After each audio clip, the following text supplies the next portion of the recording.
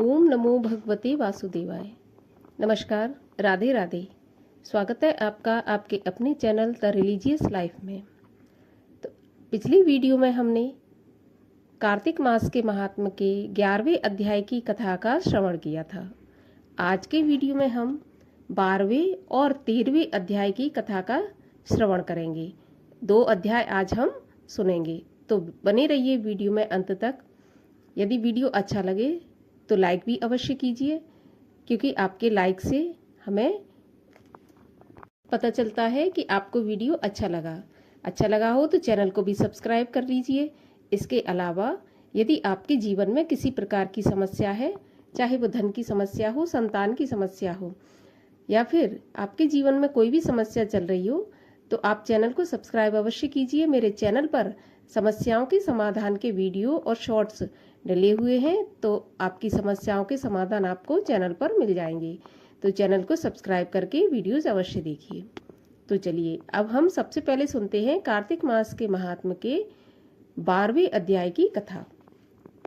12वें अध्याय के अनुसार श्री नारद जी ने कहा, जलंधर राक्षस को अपनी खोज में आते देखकर इंद्र आदि देवता भय से कांपने लगे और भगवान विष्णु के पास पहुंचे। देवता अपनी रक्षा के लिए उनकी स्तुति करने लगे। देवताओं की दीन वाणी को सुनकर करुणा के सागर भगवान विष्णु ने देवताओं को निर्भय करते हुए कहा कि मैं शीघ्र ही उस जलंधर से युद्ध करने के लिए जाऊंगा। भगवान विष्णु क्रोधित होकर गरुड़ पर जा बैठे। तब देवताओं सहित उन्हें युद्ध के लिए प्रस्थान करते देखकर समुद्र तनया लक्ष्मी जी के नेत्रों में जल भर आया और वे विष्णु जी से बोली, हे नाथ, यदि मैं सर्वदा आपकी प्रिय हूँ तो आप मेरे भाई का युद्ध में वध क्यों करना चाहते हो? भगवान विष्णु ने कहा, तुम मुझसे अगाध प्रेम करती हो, इसलिए मैं जलंधर का वध नहीं कर सकता। जलंधर भगवान शिव जी के अंश से जन्मा है और ब्रह्मा जी ने उसे वरदान दिया है कि केवल भगवान शिव जी ही उसे मार सकते हैं, परंतु मैं युद्ध में जाऊंगा क्योंकि देवताओं ने मेरी बड़ी स्तुति की है।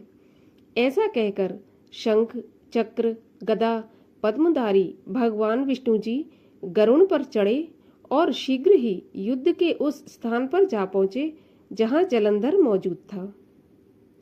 भगवान विष्णु के आगमन से देवताओं में जोश आ गया और वे बड़ा सिंहनाद करके युद्ध करने लगे।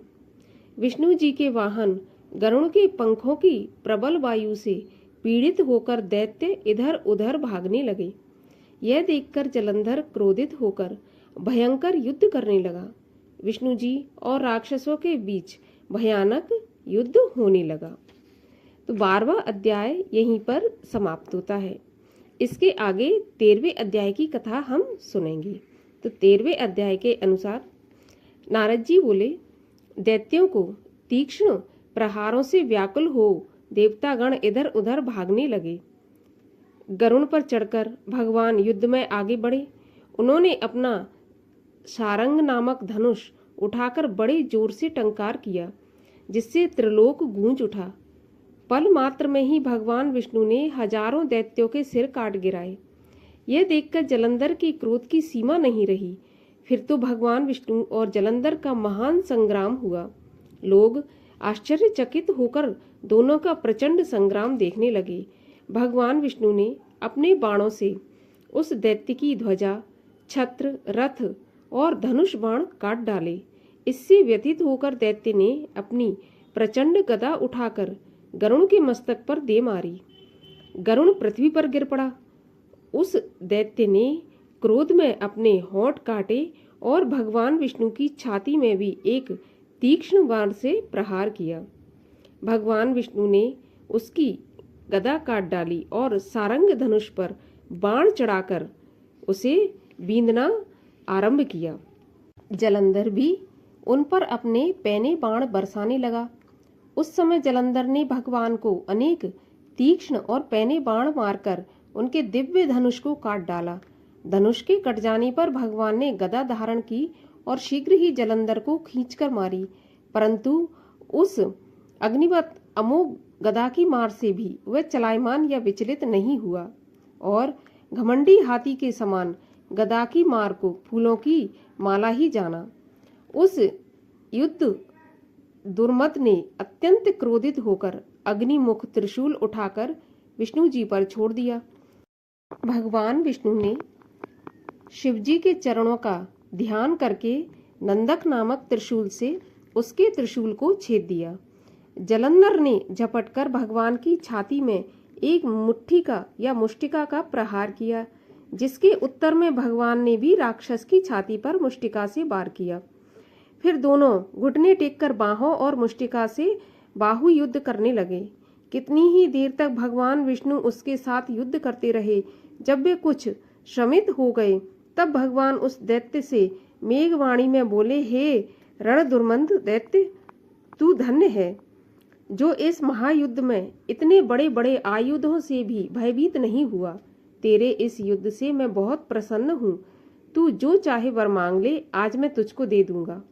दैत्य जलंधर ने कहा, हे विष्णु, यदि आप मुझ पर प्रसन्न हैं तो यह वर दीजिए कि आप मेरी बहन के साथ तथा अपने सारे कुटुंबियों सहित मेरे घर पर निवास करेंगे। नारद कहते हैं कि उसके ऐसे वचनों को सुनकर भगवान विष्णु को खेद तो हुआ, परंतु उसी क्षण देवेश ने तथास्तु कह दिया। दैत्य भगवान विष्णु को लक्ष्मी जी और अन्य देवताओं के सहित अपने यहाँ पाकर बहुत ही प्रसन्न हुआ। इसके बाद जलंधर पृथ्वी पर आया और निशुंभ को पाताल में स्थापित कर दिया। देव, दानव, यक्ष, गंधर्व, सर्प, राक्षस, मनुष्य आदि सबको अपना वशवर्ती बनाकर त्रिभुवन पर शासन करने लगा। उसने धर्म अनुसार सुपुत्रों के समान प्रजा का पालन किया। उसके राज्य में सभी सुखी थे। तो इस प्रकार कार्तिक मास के महात्म का 13वां अध्याय यहीं पर समाप्त होता है। आगे का 14वां अध्याय सुनने के लिए चैनल को सब्सक्राइब कर दीजिए। आज का वीडियो अच्छा लगा हो तो वीडियो को लाइक अवश्य कर दीजिए। मैं मिलती हूँ आपसे अगले वीडियो में। तब तक के लिए हरे कृष्ण।